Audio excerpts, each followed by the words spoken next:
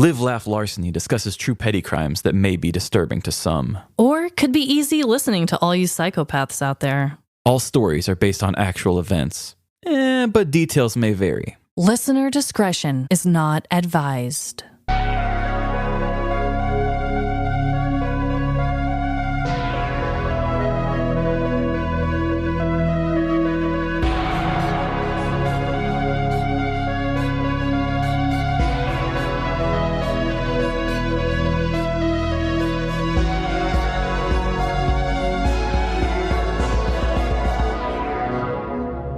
Live, Laugh, Larceny.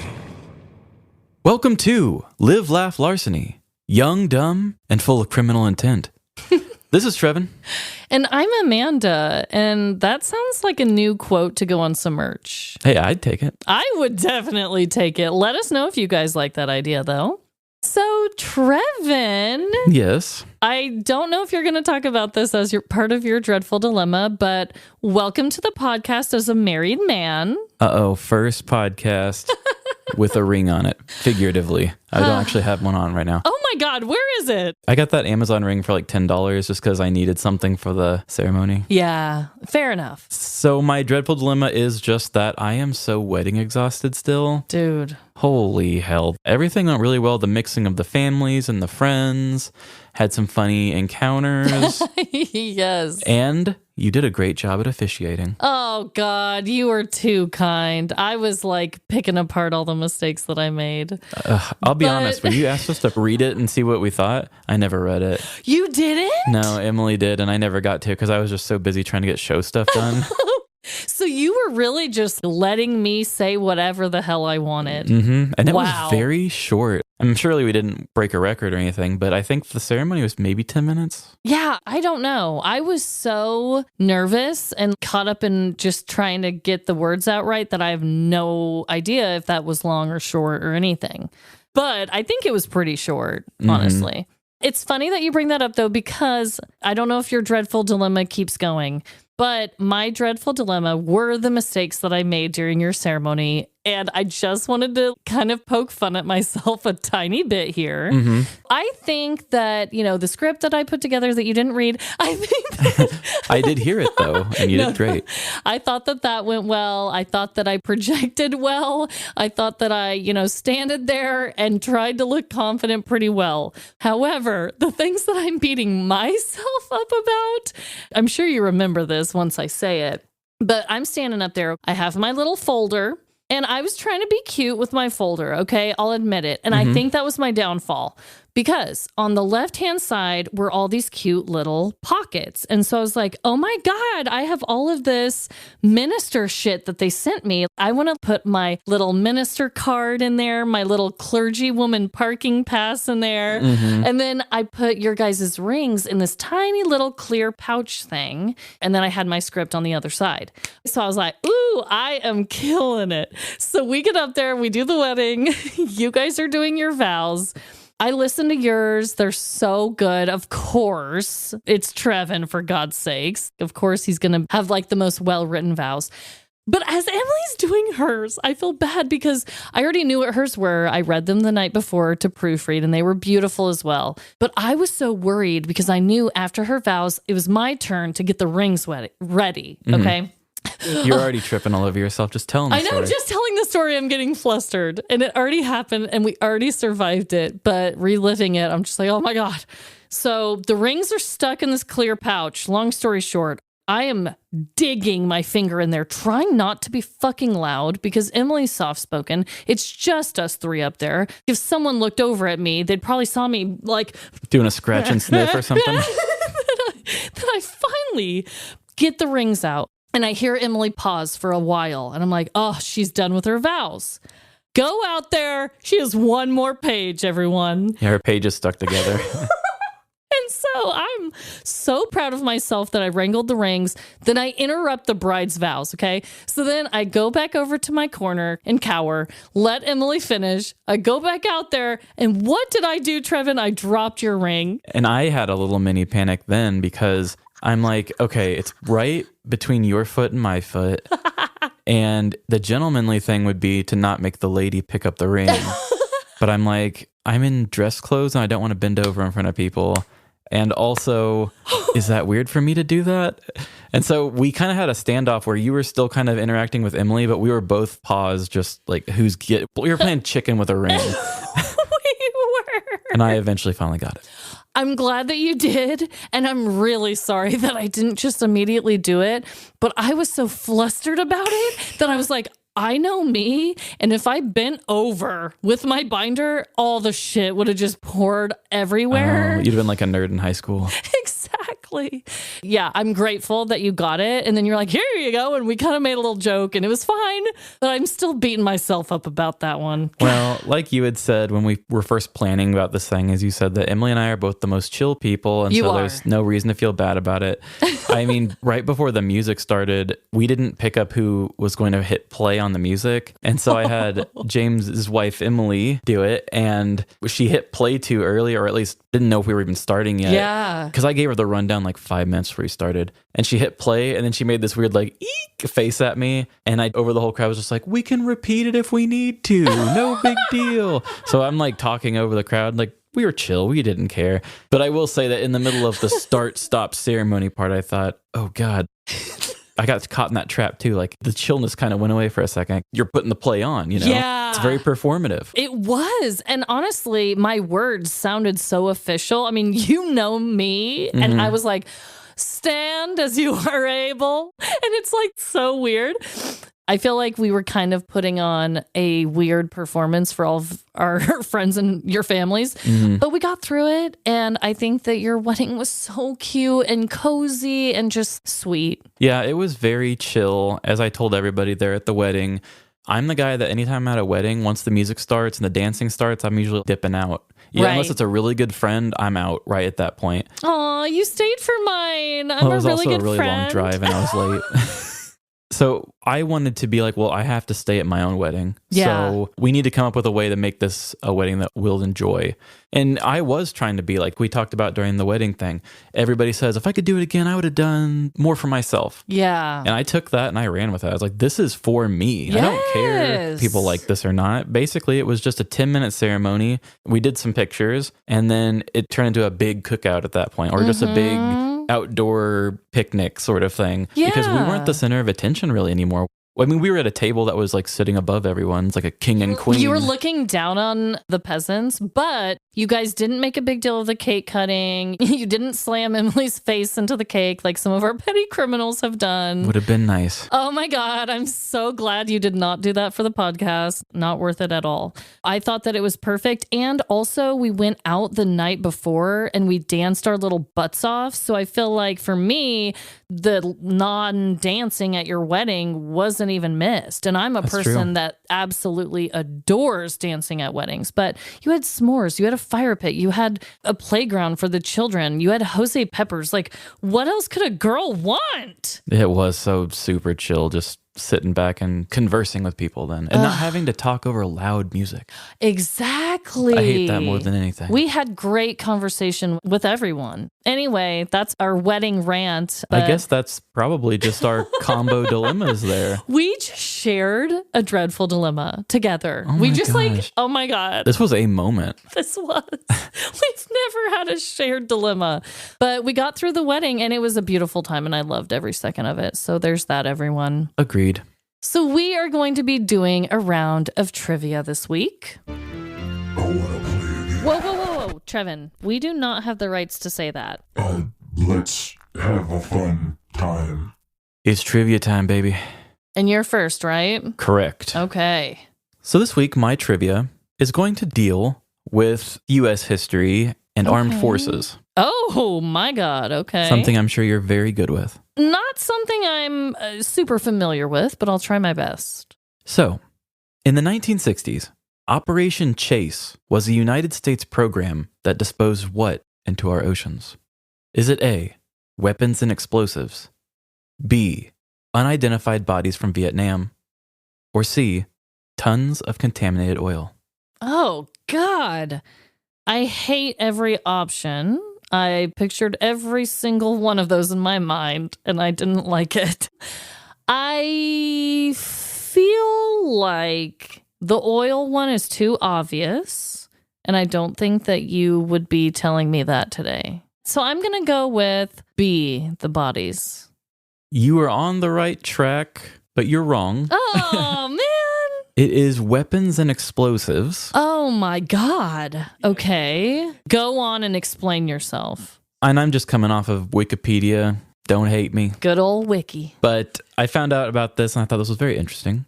Operation Chase. Chase is an acronym, and this is the stupidest acronym I've ever heard used for military.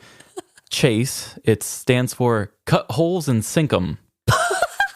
Yeah, cut holes and sink or M, them without the TH. Sink 'em. Sink E-M. Yeah, so that's what the E in Chase is No fucking way. Okay, I'll So- accept it. It's not even good. That's not even good at all. Oh, anyway. Ugh. So it was a United States Department of Defense program for the disposal of unwanted munitions at sea from May of 1964 until the early 1970s. Which I thought this was a really good one to throw you off too, because why would America want to get rid of their guns? Yeah, I'm like, are they defective? What is the reason? And I couldn't really quite find the reason exactly, but basically what would happen was they would take all these ships, Liberty ships is what they were called. Okay. They would fill them with all these guns and explosives that they didn't want. They would tow it out into a certain part of the ocean, and then they would, some sort of mechanism where they would basically just, they would open the sea cocks, is what they're called. Oh, no. Can't believe I almost didn't say that. So glad you did. And then they would fill up with water and they would just sink. So not only are they throwing away a bunch of ammunition and explosives, but they are taking giant ass ships and just sinking them to the bottom of the ocean with them in it. That just seems really wasteful and weird. I mean, I'm not a huge gun person, obviously, but a lot of people here are in the US, so that's weird.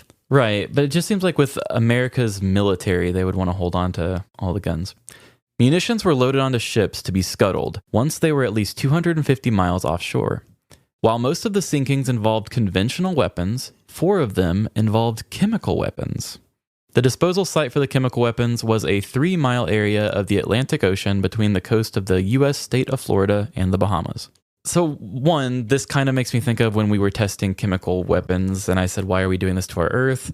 Yeah. You don't have to be a hippie to say that this is wrong. You know what I mean? Yeah. I'm not talking about hot button issues here. I'm saying exploding chemicals In probably the hurts your ocean. world. Yes. Yes. So have these weapons resurfaced if people are in the Bahamas vacating? Is there old weapons just popping up left and right? So a lot of these they actually detonated under the water.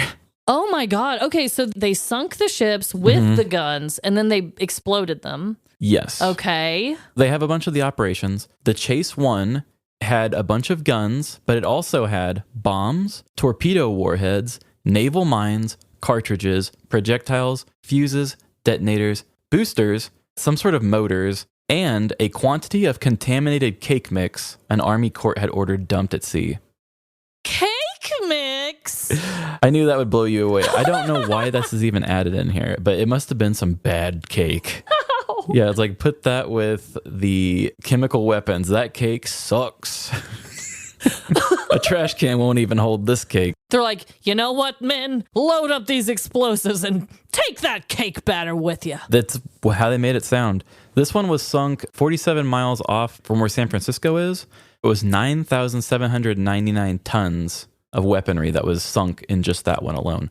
But just to kind of explain another one, Chase 3 was packed with explosive cargo, and it was set to detonate at the depth of 1,000 feet. There was a couple other ones that unexpectedly went off on their own. Oh, come on. But nobody was hurt. It was just explosions in the water. And then there was a couple other ones where they didn't explode them, but I guess they weren't as worried about those. Meh, out of sight, out of mind. Whew, okay. You have hit us with a lot of really concerning bomb facts ever since you saw that movie, Trevin. It's true. What's the name? Oppenheimer? Yes. So I also have some trivia for you, Trevin. Hit me. I am very interested to see if you'll get this one right. What is the combined length of the world's longest fingernails? Ew. Is it A, 25 feet, B, 36 feet, or C, 42 feet. So usually when those fingernails get long, if I remember my growing up in the 90s and seeing Ripley's Believe It or Not on TV, those fingernails always curled real goofy. It depends. I've done a lot of research into this. Everyone's nails kind of grow differently. It's a whole thing. But what do you think? The longest one you said was 42? Yes. And it's combined for all the nails combined, okay? 25 feet, 36 feet, 42 feet. I'm going to go B. And you're wrong. 42, isn't It's 42. I almost said 42. It's okay. We both got it wrong. So, C, 42 feet. Technically, the length is 42 feet and 10.4 inches, or 1,306.58 centimeters. So I want to tell you guys a little bit about this lady because I did a whole deep dive into her. I know I do a lot of Ripley's people, but they fascinate me to no end. Well, there's a reason why it was successful back then. Yes, and they always have an interesting story of how they got there. So anyway, the record holder comes from a woman named Diana Armstrong from Minnesota here in the U.S. I didn't expect it to be an American. Yeah. She has been growing her nails out for 25 years, ever since the tragic passing of her teenage daughter. So the backstory is a little bit sad. Apparently, it's because her daughter was the one who used to do her nails for her. And then once she passed, she kind of felt like, even though people kind of looked at her weird for it, it was her way of holding on to her memory.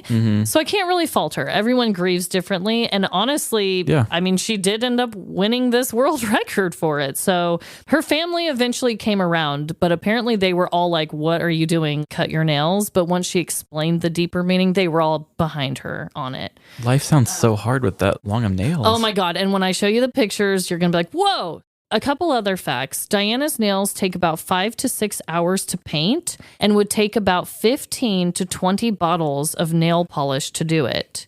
Her longest nail is her right thumbnail, measuring 4 feet, 6.2 inches. Her smallest nail is her left pinky nail, measuring 3 feet, 7 inches. So let me show you a picture of her. And I'm not going to lie, she looks like such a powerful woman in this photo that they took of her.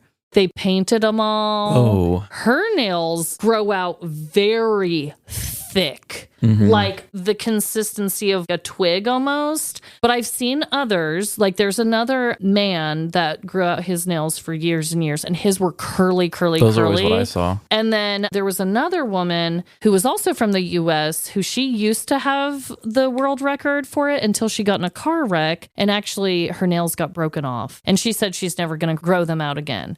So I looked up a bunch of different people, but her nails were manicured and straight, and they just had a slight curve. And she like filed them. They were thin like a normal nail, whereas hers grow out really thick, really thick. So everyone's nails grow out differently, I guess. I just can't imagine what your quality of life must be like with those nails. Like, she can't really drive. She said for a while she was in kind of a depression after that whole thing happened. So she probably did just stay in. For like 25 years? Is that what you said? Yeah. I don't know. I imagine she had to get out at least a little bit. It would be hard, but I think once you have that, it probably just becomes a part of you. Yeah, I guess you said they were pretty thick, so she probably doesn't have to be as careful as I think you would have to be. Right. I'm thinking about it like carrying icicles, you know, be careful. Yes. They're going to just fall off from shaking them too hard. Yeah, and for people with thinner nails, I'm sure it is way more like, but I don't know. Hers are very, very strong. So now is the time that we all love in our show. The Ripley's recap. Nope, it's ads.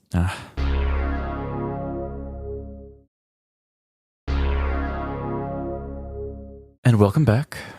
And this week, it is my week to go first. It's not going to be Spooky Yuki. I know. How do you feel about that? I'm fine with it. The last story I did for the finale, I did a lot more dramatic story with all the spoken lines because I was trying to do different angles of horror. And I thought, I just really want to get back to my dramatic sort of Dateline vibe for a bit. Yeah. And actually, while we were doing our spooky trilogy weeks, I actually had a local crime happen, and I was so mad. I was like, I have another week of this because I wanted to do it fresh. I wanted to do it like the week of. But hey, Halloween happens. Oh my God, okay. I'm trying to think what it could possibly be. Yeah, I saw it and I thought, I don't know if I need to call dibs on this, but you never talked about it, so. Oh my God, okay. So let's just jump on into this and we'll discuss after. And here we go. Throughout our lives, we all experience emergencies. From the pounding of your bladder after drinking a 32-ounce soft drink on a long road trip, to unexpected contractions from a baby showing up before its due date. There is a wide array of different things that we consider to be emergencies. With the hustle and bustle of our modern lives, it can be difficult to navigate a personal emergency. Our world stops for no one. In a lot of cases, your crisis just becomes an inconvenience for everyone else, which in turn makes everyone else an obstacle in your emergency. But with modern problems comes modern solutions.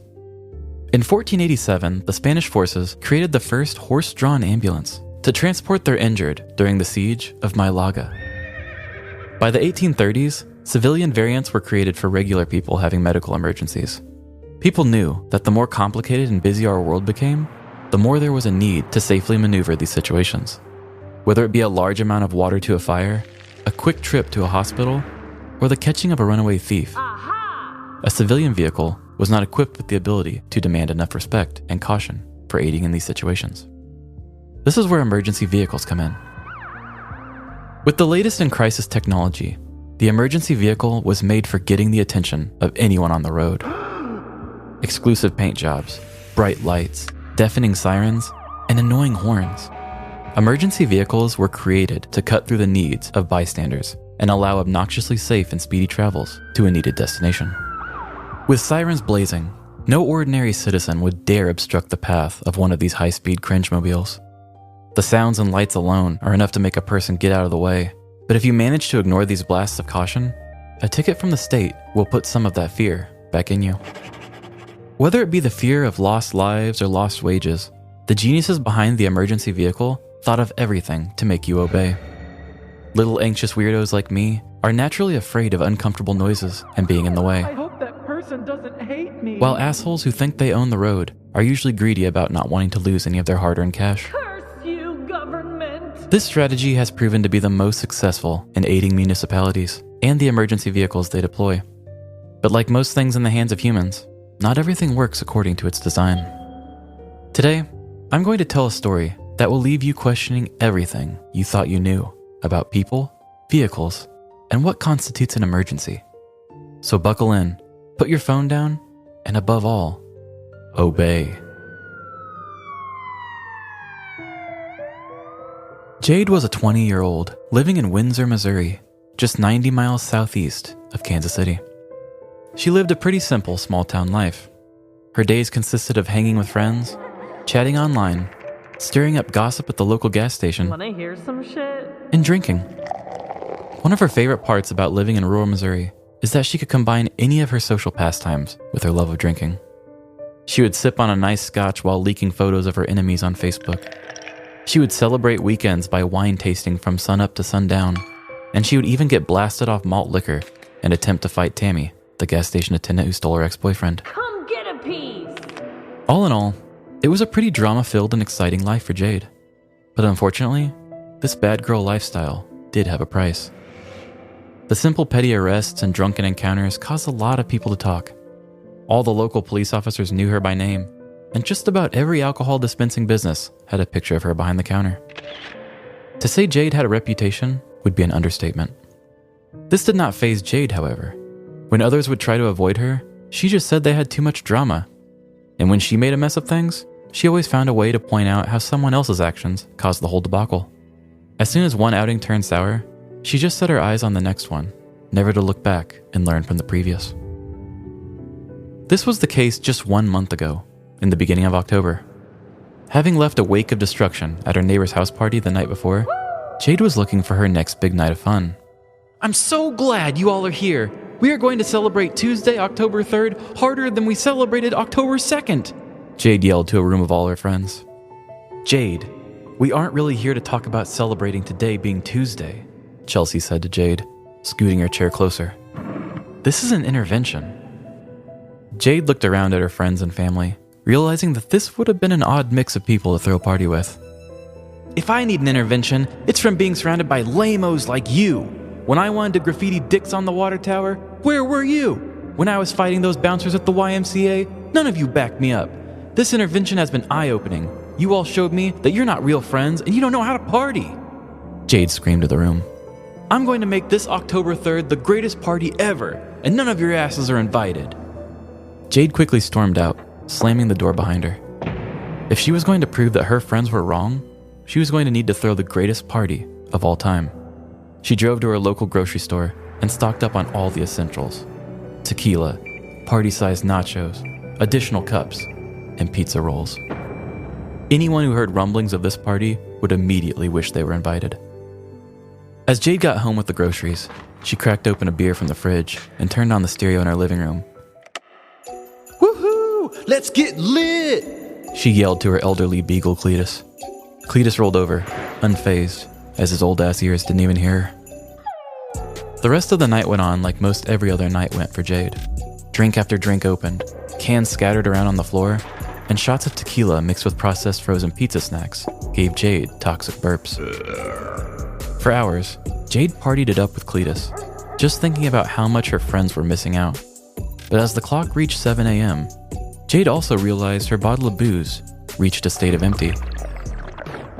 The party isn't even half over! Jade yelled to the room, feeling a sense of defeat. No local stores sold alcohol this early in the morning, and there was no way Tammy at the gas station would let it slide after what Jade did to her car. You were just a rebound. Only a store in one of the bigger cities would sell alcohol at this time, but that led to another problem. Jade only had a bike.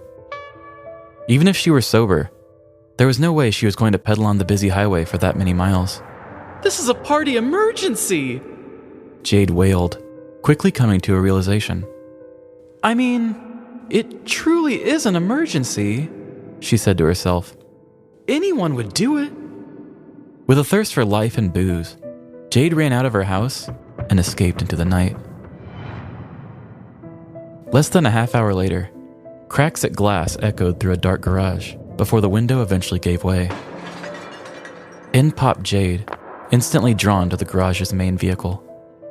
She slowly ran her bare hand across the fiberglass body, admiring its red paint. There's only one way to handle a party emergency, Jade said to herself as she opened the fire truck's door and hopped into the driver's seat. With the key conveniently in the ignition, Jade started the fire engine, illuminating the station's garage with its headlights. Jade flipped around levers and pressed buttons, trying to open the station's garage door. No combination managed to aid her escape. She knew it was just a matter of time before someone in the station came to check on the commotion. This is an emergency! Jade yelled to herself as she punched the gas and drove directly through the garage door. The fire truck slammed into the closed door of the garage, pulling the entire gate down and driving over it. With the emergency vehicle out of the station, Jade exited the lot and headed down the road. We must save the party! Jade yelled as she veered off the city road and into a tree. Jade awoke sometime later with her head pressed against the fire truck's steering wheel. She wiped the sweat from her face as she heard a noise outside of the truck. Please, step out of the vehicle, a voice from outside shouted. Jade put the truck in gear, prepared to attempt an escape. But before she accelerated, Jade looked out the window to see a taser pointed right at her. On the morning of October 4th, the Windsor, Missouri fire station reported one of their fire trucks stolen, having crashed through the station's closed garage door. Soon after, police were called about a fire truck crashed into a tree of a residential home, about a quarter mile from the fire station. As police arrived at the scene, they found 20-year-old woman Jade Gibbs behind the wheel, drunk and attempting to escape. As the officer confronted her, one civilian jumped through the other door and pushed her out of the fire truck, resulting in a long foot chase. Once caught, Jade was put in handcuffs, where she was able to break free and attempt another escape. Catch me if you can, bitches! After being apprehended a second time, Jade once again broke out of the handcuffs, Nothing can contain me! trying to escape through the police car's front door. 3 different officers wrestled her down as she resisted arrest, resulting in one tasering her in the stomach. The officers managed to put her in handcuffs, a belly chain, and leg shackles before getting her off to jail.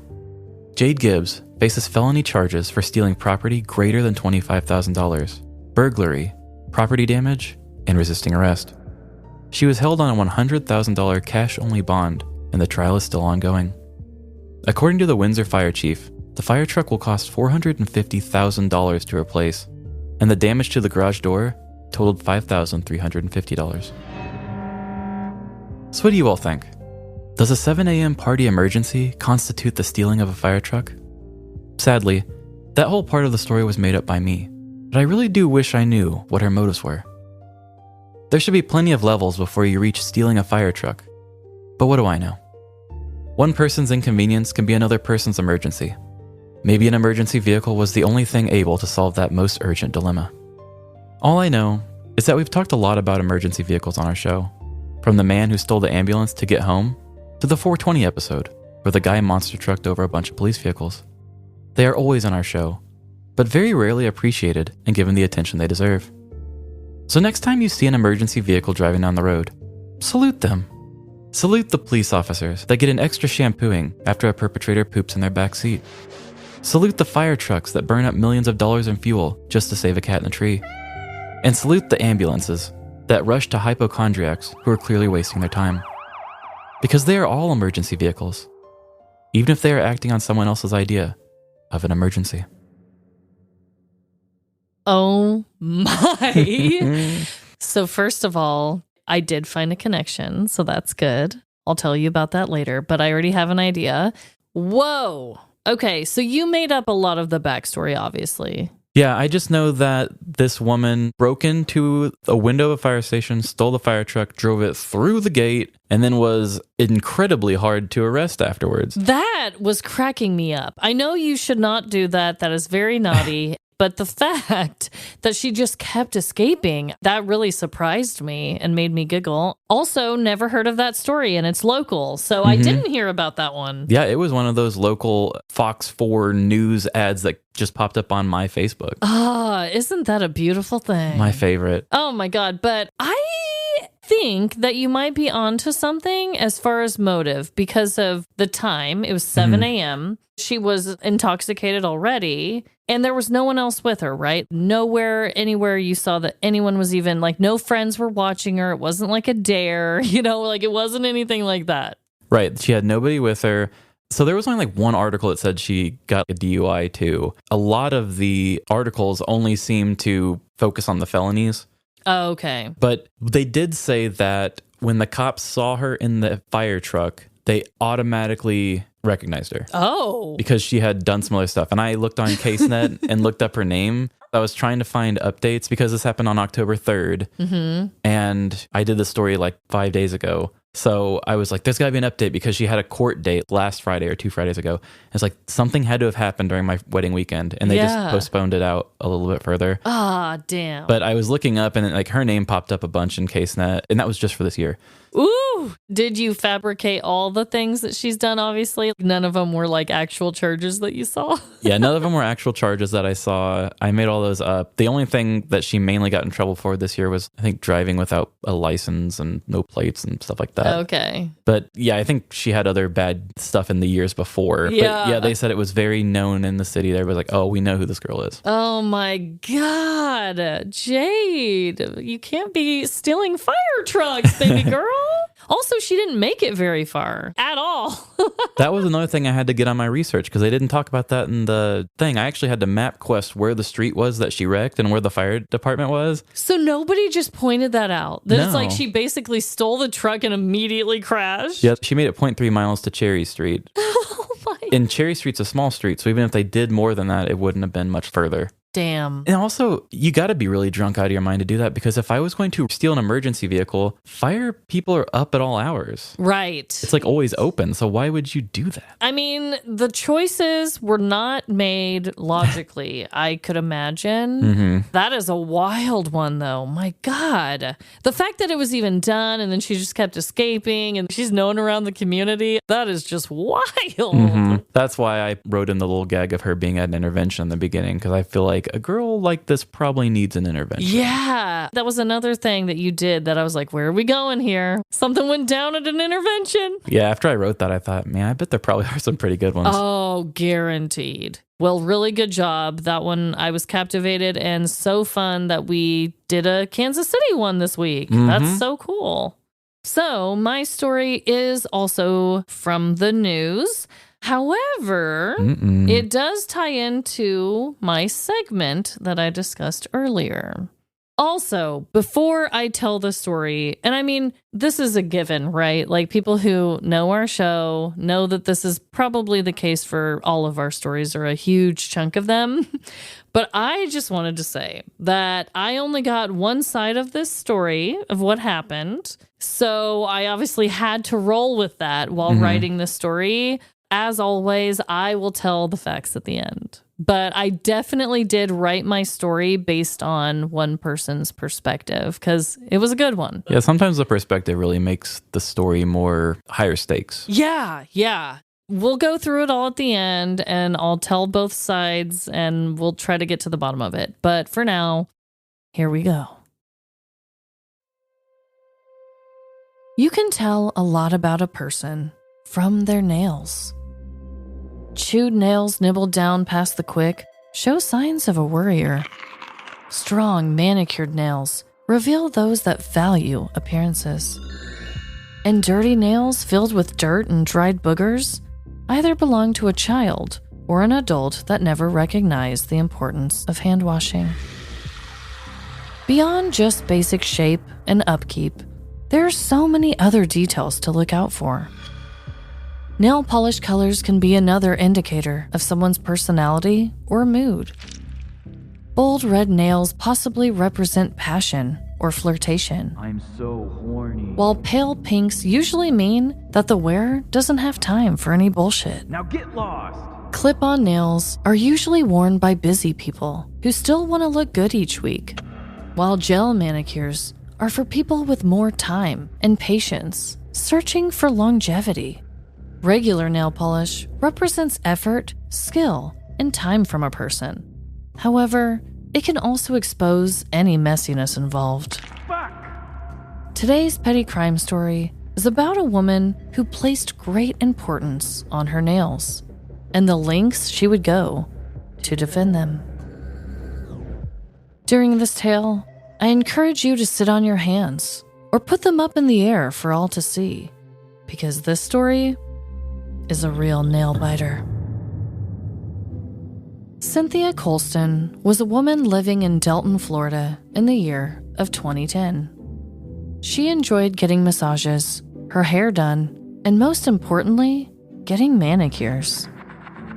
There were few other activities Cynthia enjoyed more than getting her nails done, as she made appointments at her local salon regularly.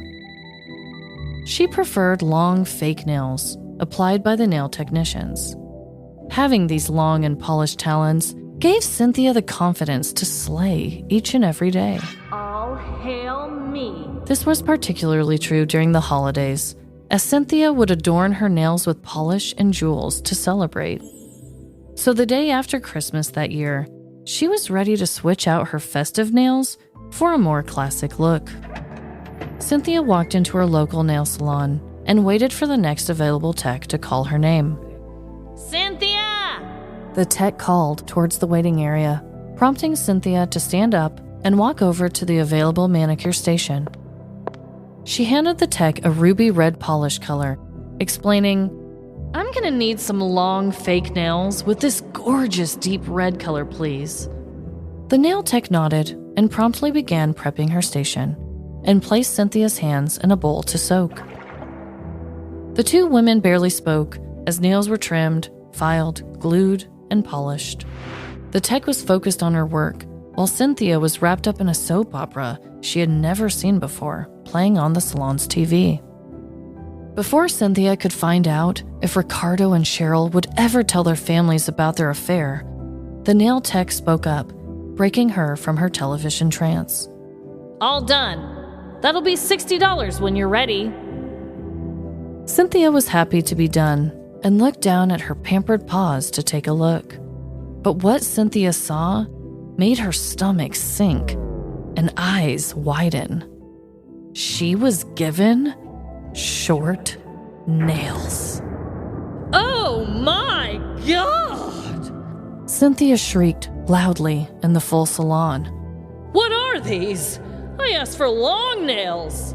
The two began arguing over whether or not the nails were long enough and if the service done was worthy of the payment asked.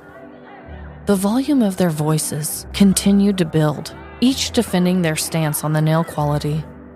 The nail tech pleaded her case, still grasping into her nail clippers, when a sudden arm movement caused the clippers to slip out of her hands.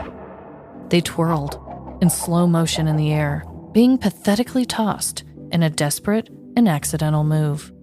Then, too late for action, the clippers gently grazed Cynthia's lip and fell into the table between the two women.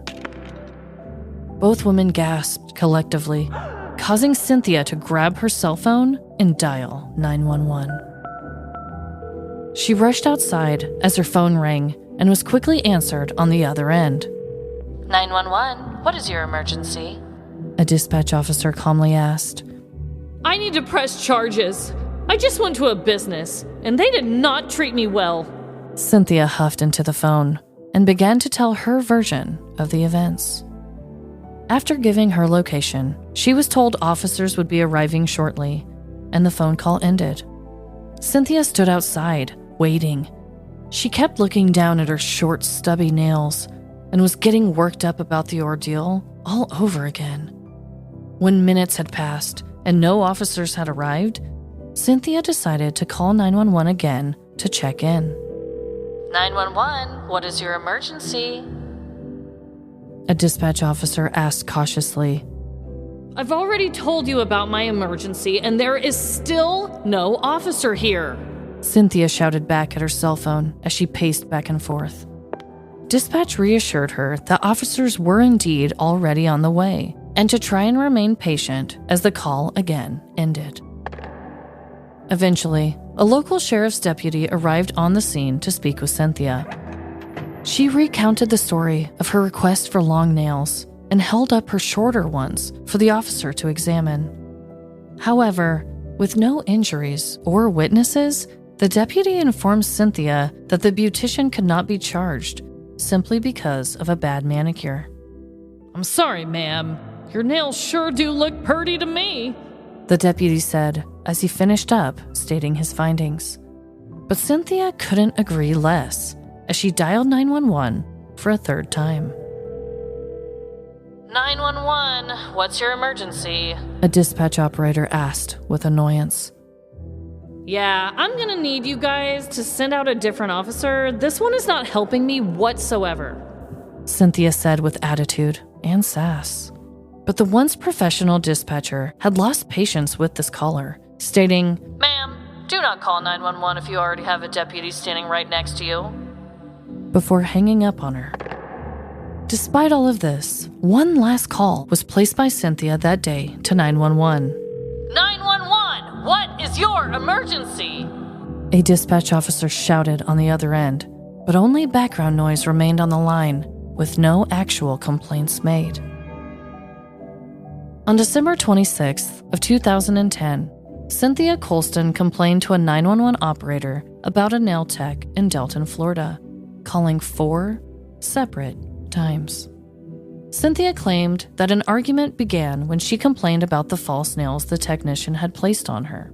Cynthia felt the nails were too short and refused to pay what the store was charging for them. One article stated that Cynthia also claimed that the nail technician had hit her lip with a nail clipper. However, there were no other mentions of this in any other quotes or statements given. Cynthia did claim her manicurist was acting aggressively, with a quote to dispatch stating, I need to press charges. I just went into a business and they did not treat me well. Cynthia's second call to 911 was to complain about how long it was taking for a police officer to arrive at the scene. When a Volusia County Sheriff's deputy arrived shortly after, they informed Cynthia that the nail tech could not be charged over the bad manicure. This is what prompted Cynthia's third call, continuing to complain and request another officer while an officer was still on scene. This third call became a misuse of the emergency service and was against the law.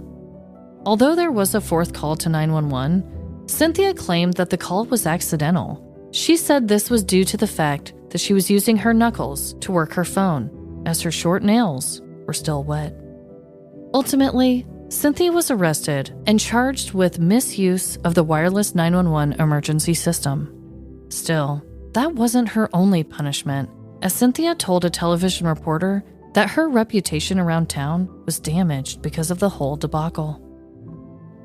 Whether you're as brittle as a hangnail or as tough as nails, this story was a difficult one to process. After enduring this, I encourage you to all give your nails a little TLC, because we have only scratched the surface of the petty stories to come. The nail puns were on point. So good. Before we get into this, I am going to look up a picture of the nails. You know I love a good visual. Yeah, you do. And once people go to our website and they see them, they will understand that these nails are indeed not short. They are actually quite long. Those are quite long. I have long natural nails, and I feel like they're maybe even longer than mine. Yeah, when my sister gets long nails put on, that's about as long as she goes. I just wanted to show you that the nails are not really short and stubby and like really, really crazy. They're a decent length, and they are that ruby red color. So I had to throw that in there. Yeah, if I was describing a woman to somebody, I would say, oh, she has long nails. Yeah. Those are long nails. So the reason I gave that whole thing at the beginning, like I said, I only found one article that said not just the manicure was the issue. The issue was then that they got in a fight and that nail clippers were thrown at her lip. Yeah. I don't know. Either that happened and literally no one took her seriously, or everyone thought she was overreacting because we all saw how long the nails actually were, right? Right, yeah. Or it never happened and she was just trying to come up with a reason to fit her narrative of the nails being horrible, and I don't know. So they didn't have any security cameras? Maybe they did that too, and maybe it just wasn't in the article, and that they clear as day could be like, look at the security footage. And that's why it wasn't even a thing after they spoke to them. And it didn't even tell me the details of why that they didn't take her seriously. They just said, the officer was like, listen, you cannot press charges on this business for giving you a bad manicure. I'm going to guess that she was probably very obviously an overreacting Karen. Yeah. And that they were just like, this lady, nope. You know, cops deal with those hypochondriac type people, you know, the regulars. I'm sure every city has a regular that calls the cops for every little thing. Yes. And when you were saying she was upset about it messing up her reputation, I'm like, if this woman's acting like this, she probably has a terrible reputation already. Absolutely. She sounds awful. There was even a quote that I almost put in there and I didn't, but there was a quote directly from her describing that she would hear other women gossiping about her in the grocery stores and shit after this happened. And it's like, well, you called the cops 4 times over a manicure. And like I said, I threw in the nail clipping thing just because it made for a better story and a better buildup. I don't know if that even happened. It was only mentioned in one article, so I don't know. She seems like one of our 1-star reviewers. She seems like a person who just wants to go to Yelp. I mean, she already called the cops to tell them that the cop didn't do a good enough job just because she didn't get what she wanted. Yes. That's the vibe I was picking up. I put it in there because I liked the battle between them. And I did write it in there intentionally that it was an accident, even if the nail clippers were somehow thrown. I just don't see there being hardcore evidence, because then the cops would have taken it seriously. Yeah. In my mind, it was an accidental toss, if anything. And honestly, at this point, I'm kind of leaning towards that part didn't even happen. But that's just me, personally. Also, think about the insult to injury on that for the manicurist. Is that the word? Yeah. Because they just had to sit and deal with this woman for how long? And she was probably a real asshole in the chair. And see, that's another thing that How did you not know that it wasn't long? That's why I put in the soap opera thing for multiple reasons. Because I had just recently watched a lot of them with my grandmother that I had no idea what was going on. And it was really funny to me. Also, in my mind, I had to connect the dots of how you let this woman do a whole entire manicure on you, and then you're that upset about it afterwards. I'm sorry. There's many opportunities for you to see the link and to say, no, I wanted to go up a level or whatever the hell. So I had to put that in there. It kind of does sound like maybe it was one of those things that she wanted to speak up, but she just awkwardly stood there and watched the whole thing happen. It's your hands.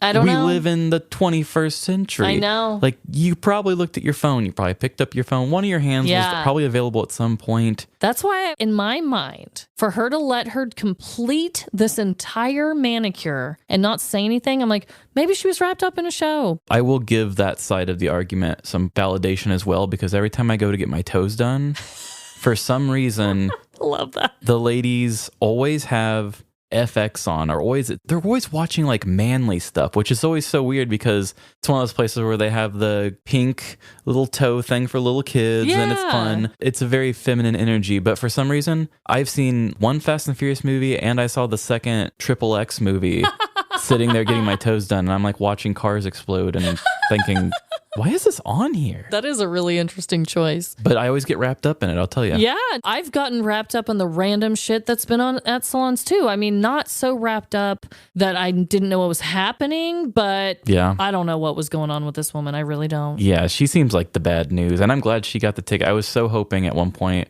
I was like, I think there's going to be a twist that she gets a ticket. Yes. Nope. Nothing happened to the salon. So my connection is that both of our ladies that we discussed today, both of them have a very skewed opinion on what is an actual emergency. Yes, I like that. We both stuck with emergencies. My woman thought this was such an emergency that she had to call. And your woman thought it was such an emergency that wherever she had to go that she had to steal the fire truck. So they both had a very skewed perception of like, this is an emergency. I have to do something drastic. If we wanted to get some hate clicks, we could name the episode something about dramatic women. Oh my God. I'm one of those dramatic women. Do not make me one star our own show, Trevin. Could you imagine? This is Amanda here, popping on to say This show sucks. The connection I was going to go, it was like not as good as your connection. Yours is the best. We're going with that. Okay. But I was just going to say at the very end, we both kind of had repetitive things happening. She kept making multiple phone calls. My girl kept breaking out of the handcuffs. Because I always have a hard time writing stories where the same thing happens multiple times. It's like, how do you keep people engaged? Yeah. Like when I did the story when you were on your maternity leave about the woman who kept getting arrested for cranking the rock music. Oh, yeah. And she got arrested like 4 or 5 times in the span of 24 hours. Yes. I think I did 3 of those in the story, and then I just put 2 in the recap because like, I can't keep making this I funny. can't keep doing this. I know. That's why I was trying to make my operator have multiple different levels and tones because it was happening so much. I don't even know if she got the same operator all 4 times, but in that story, I needed that to keep it going. Because yeah, I was like, oh my God, stop it already. But I guess if we're not going to say repetitive actions, I mean, both of them could not let it go. Your woman's like, no, I'm not getting arrested. I'm going to escape. And this one was like, no, I'm not going to let this normal manicure go. I'm going to get my voice heard. Yeah, very persistent. Persistent as fuck. And also, like I said, just the most skewed perceptions. They were persistent about their perceptions, okay? And I didn't like it. No, that's the one thing I love about our shows. We don't talk about this, and then just some of the connections we come up with force us to make it connect. But We're like, we did that on purpose.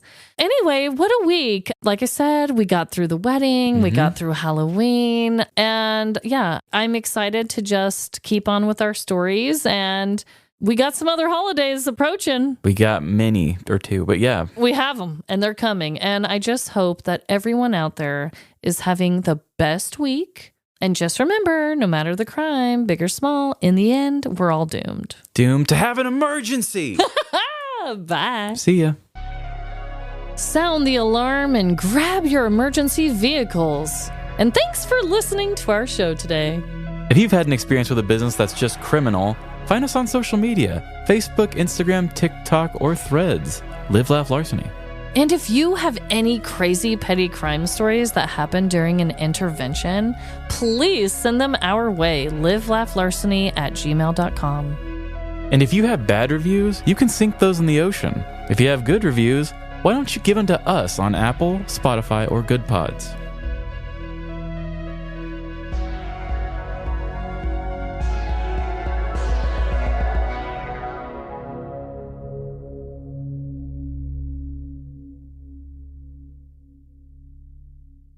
Also, side note, my daughter sings that song almost every night. The pee in the shower song? That's like a song. Like, that's not even just something she just made up for that recording. Like, this is like her song. Damn.